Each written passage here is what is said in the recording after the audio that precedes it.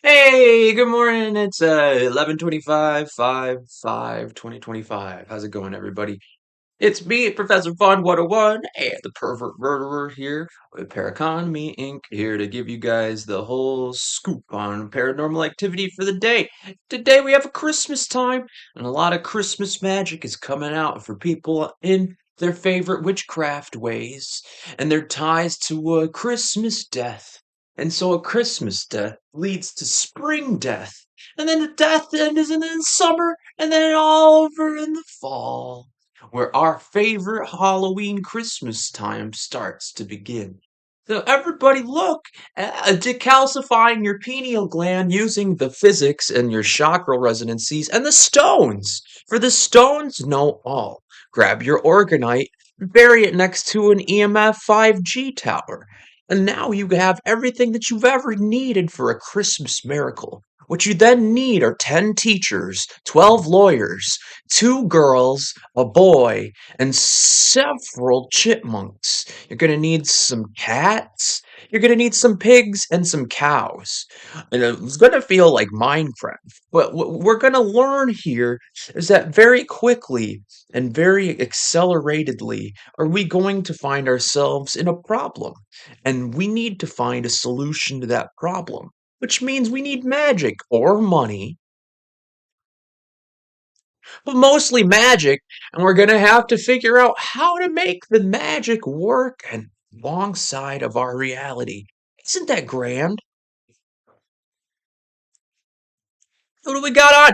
Oh, today I woke up, I got Sam. Let's just rap. Sam, black kids, Maka. I got girls over here at the party, Mars. I got white kids taking me around, renewing my ID. Driving. I tell them I like metal in the car. I got Ray, LaFleur. I got like the cops and like city people from all over. I got the Braille team. Shout out Braille team. You're in my dreams. Nigel and Gabe. They're in my dreams. And then I got this dream where I'm skating with a bunch of like youths, and there's a teacher, and then I get wrapped up by the cops, and I'm trying to run out of this big old apartment complex, and the kid stops to smoke. I'm like, "Why are you stopping? We're running from the cops." He's like, "I don't know." And I get tackled by the cops, and I see a bunch of kids run away and roll away. Who are those kids? Welcome to Paraconomy Inc. We're just figuring out the hard answers here. It's 11:28 a.m. 5/5/2025. Where is this party? Why am I not invited to another one? Why do I have to revive this kid who's like passed out in the garage? What's going on in this party? Why where are we? And why am I the only one who's not having these dreams in all of these houses and dormitories and apartment complexes? What's going on? Why am I looking for a house but can't find a house in these dreams?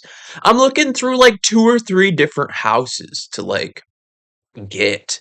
So like either my parents really own houses. This is another fun one.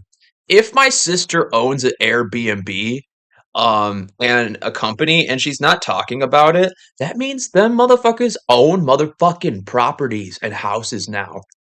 And they could put me in a house, and they're like literally like, "Meh, that would require us to like, think."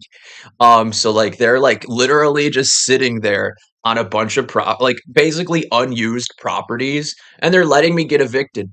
So like that's Michigan, and that's America at large.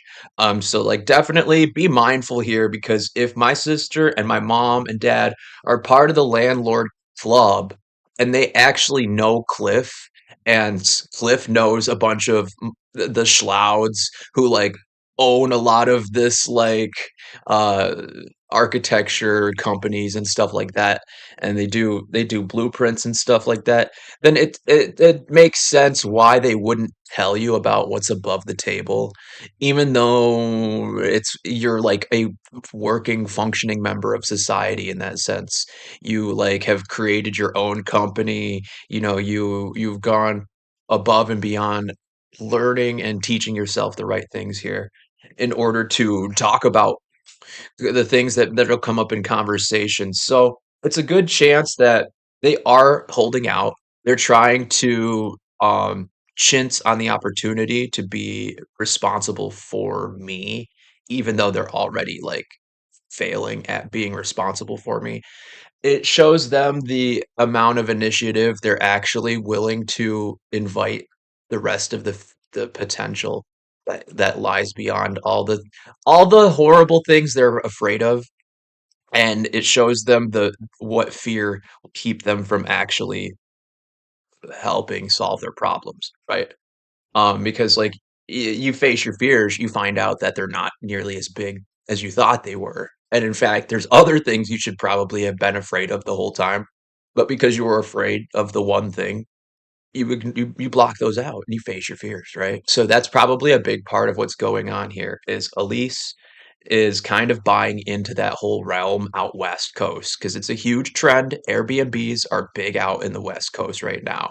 And it wouldn't surprise me because they sold off my when I was supposed to inherit my grandmother's property, they talked about it. And then they instantly said, "But let's give it to PJ. Like you're fine, right? You're a man.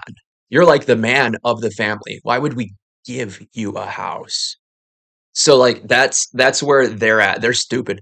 And they don't really get that like I had support, I wouldn't need any more. They think they have this weird thing of you're just gonna lose the support eventually, and then then what? What's your plan? You're not gonna have anything to land back on. Psh, we're not gonna give you the house.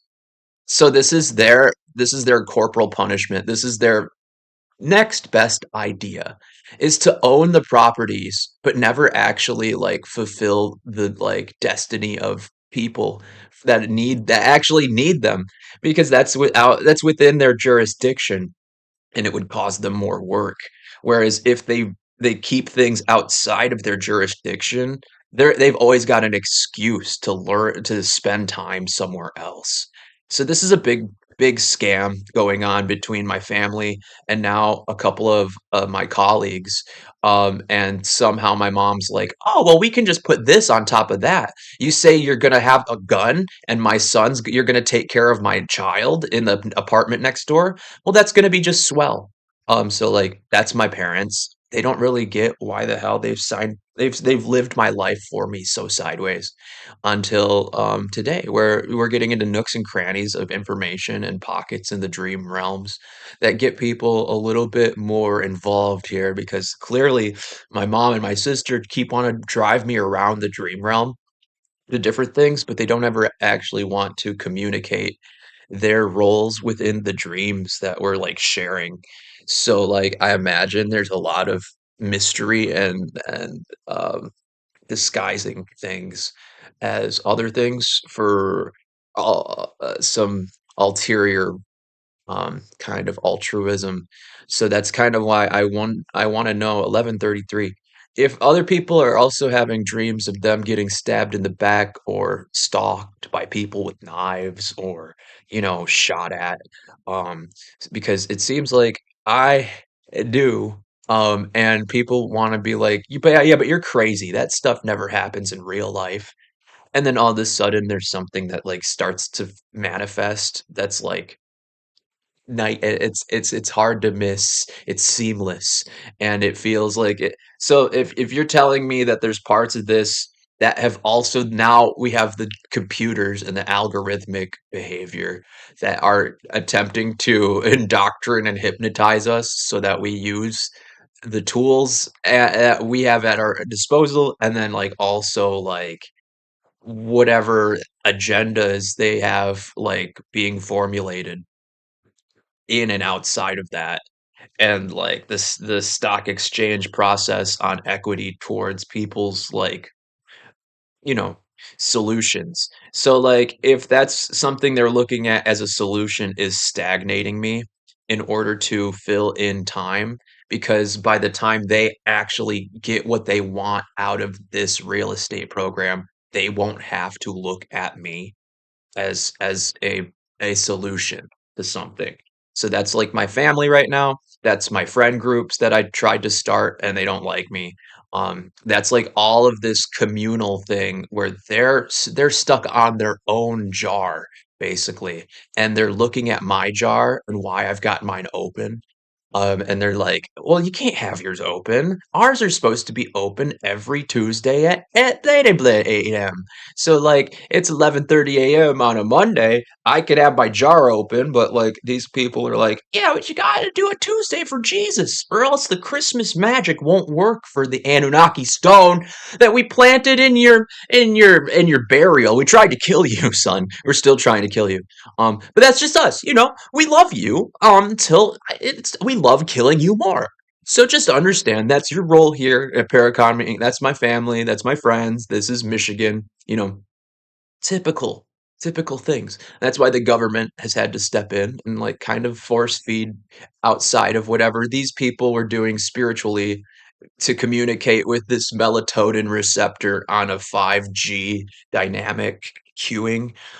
So like, you know, you never know. It seems like this would help that, right? If you plugged one of these into your skull and you're just like and you're just like, "Oh, I can feel the magnetic force. May the force be with you." It was a Happy Cinco de Mayo. By the way, happy Cinco de Mayo. It is May 5th, Cinco de Mayo. Happy Cinco de Mayo, guys. Yeah, you know what? It's a whole nightmare. I bet you Cinco de Mayo wouldn't be having to do all this work, and they didn't be waking up early enough. So, like, you never know, guys. It could be on you. You got an alien on you. I know I'm an alien now, more than I've ever been. And I think that's because it's just time. It's just finally time to become an alien, and then people can just be like, "Oh, I'm an alien too. Oh, me too. Me too." And then we'll just go around and investigate people. That's my plan. Doop doop. And anytime anybody uses doop doop, which has been like most of the like year this year, I can get people on my channel of telepathy. So we can just expect people to have their businesses all taken care of. And, they don't need me. They put me here alone because they want to keep a good eye on me in case they do, which is coming up. So at least once they do, they could just buy a subscription. Um, that's all I'll need to figure out is how they get more of me for less, and that's how you do it. So that's the idea. Kids in the dream. There's a dream where I'm dating Skrillex, kind of, and he's in my room, and Naja and Mars and Cassie are washing my dishes like sporadically and like kind of like in a tizzy, and like Skrillex says, "Every time I drink a juice, I will think of you." And I was like, "Oh, cool, thanks, Skrillex. Yeah, I like dubstep, and I've been trying to make dubstep since you started going into EDM and stuff like that. Skrill, I love you, Skrillex." He's like, "Good job, son. He's like, you're doing a good job. I love the work that you do." And I said, "Thank you, Skrills." He's like, "Yes, bye bye. We are in the dreamland." And so now but then I woke up and he's asking me for my WhatsApp. So I don't think there's a coincidence.